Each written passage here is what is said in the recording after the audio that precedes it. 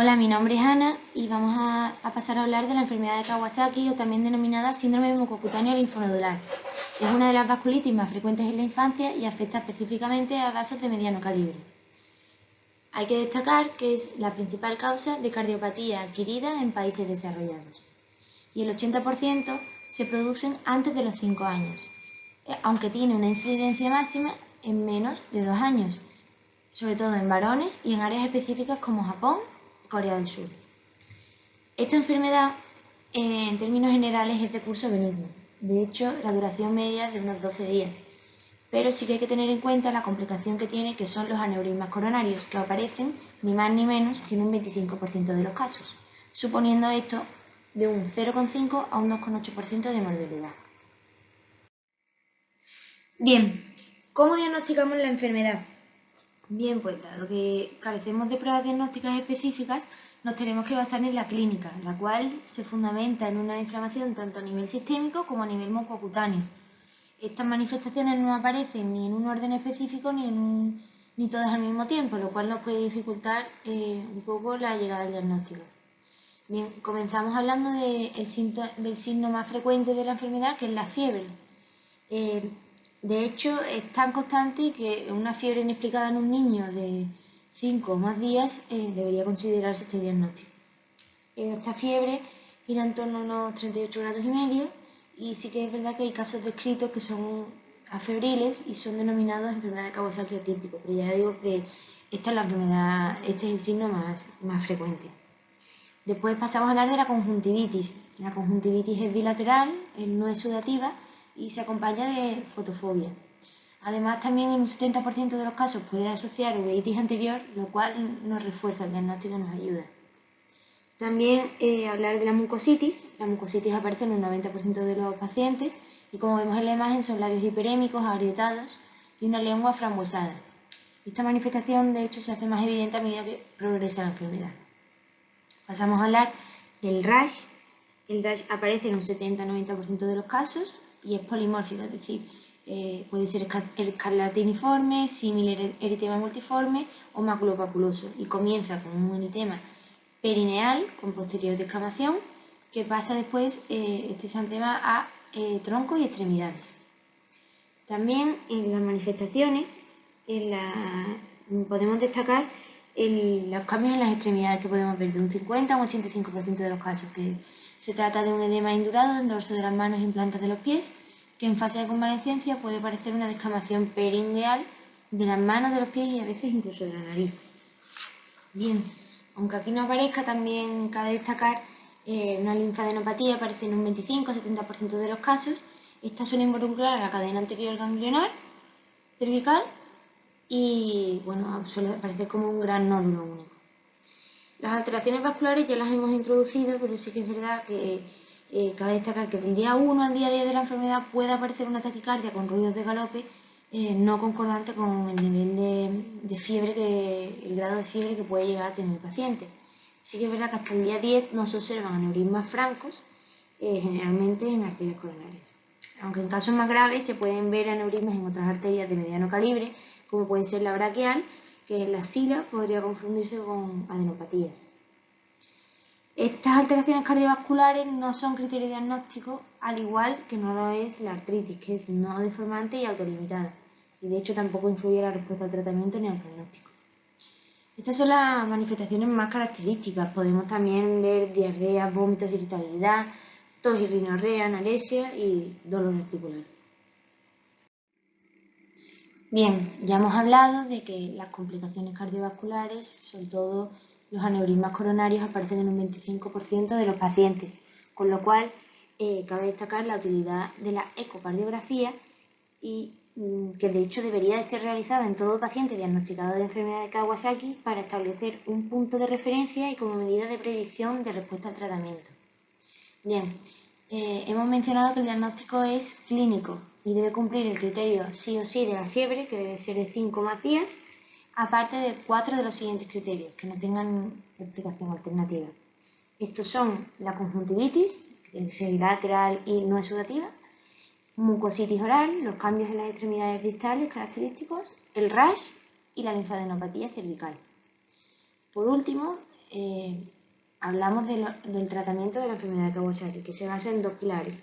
En la aspirina, de 80 a 100 miligramos kilogramos al día, repartidos en 4 dosis hasta 2 días tras la desaparición de la fiebre.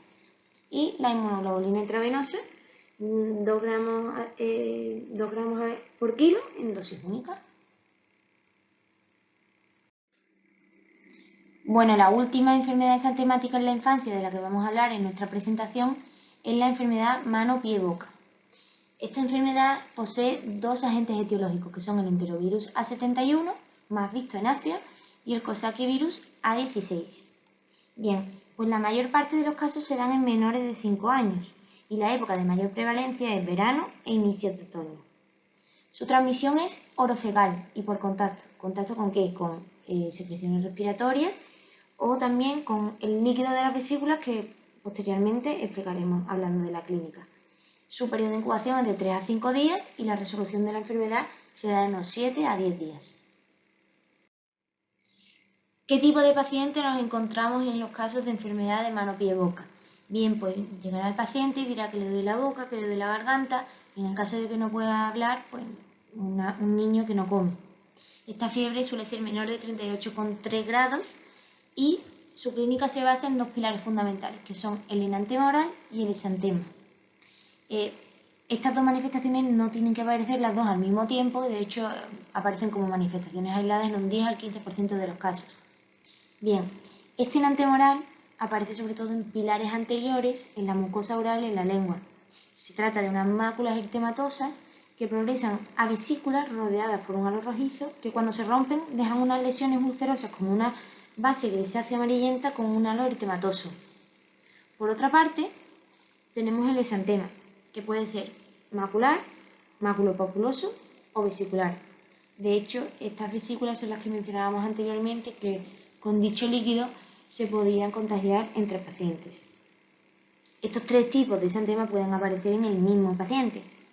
Y estas vesículas son de pared fina, con un contenido seroso y con un eritema como halo. Importante, este exantema es no pruriginoso e indoloro. Ni pica ni duele, aunque sí que es verdad que en casos que sea el exantema doloroso podría deberse a un Coxsackie A16. Y este exantema se resuelve en 4 días. ¿Dónde aparece este exantema? Pues en manos, en pies y en nalgas y piernas. En nalgas suele ser el exantema maculopapuloso. El diagnóstico también es clínico y solo se recurre a pruebas diagnósticas específicas, como puede ser una PCR, en casos de diagnóstico no definido, que puedan afectar al manejo de la enfermedad, por supuesto. El tratamiento es sintomático y con medidas de prevención, sobre todo la higiene.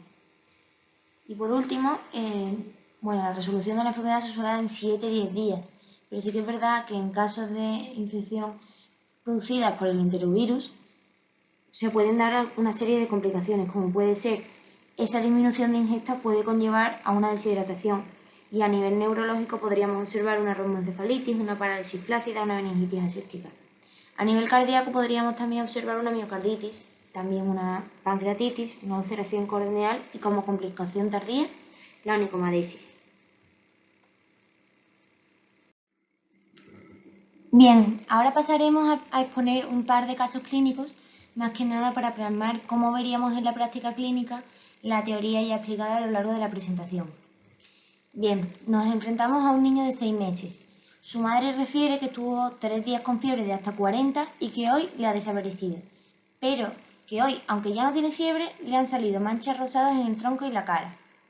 Bien, su exploración física. Buen estado general, contento, afebril y un exantema maculopapuloso rosado y poco confluente en tronco y raíz de miembros. Bien, como ha explicado mi compañera, bastante característico que la desaparición de la fiebre coincida con la aparición del exantema, sobre todo de estas características. Nos enfrentamos a un exantema súbito. Ahora nos enfrentamos a un niño de 15 meses, cuya fiebre de 4 días de evolución de hasta 38 grados y medio y se acompaña de tos persistente con afonía, rinorrea y los ojos rojos.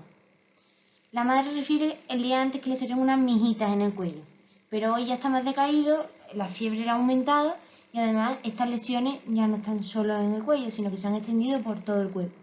Su exploración física difiere de la anterior, está decaído, la hiperemia conjuntival, muy característica, y el exantema maculopapuloso, que es confluente generalizado y blanquea la prisión con afectación de palmas y plantas. Bueno, dado todas estas características que no se nos mencionan en el caso, podemos concluir, o al menos aproximar el diagnóstico a que se trata de un caso de sarampión. Con esto damos por concluida nuestra presentación y en nombre de mis compañeras damos las gracias por su atención y esperamos que haya sido de su utilidad. Cualquier duda que tengan, no duden en ponerse en contacto con nosotros y en la medida de lo posible intentaremos resolvérsela. Muchas gracias.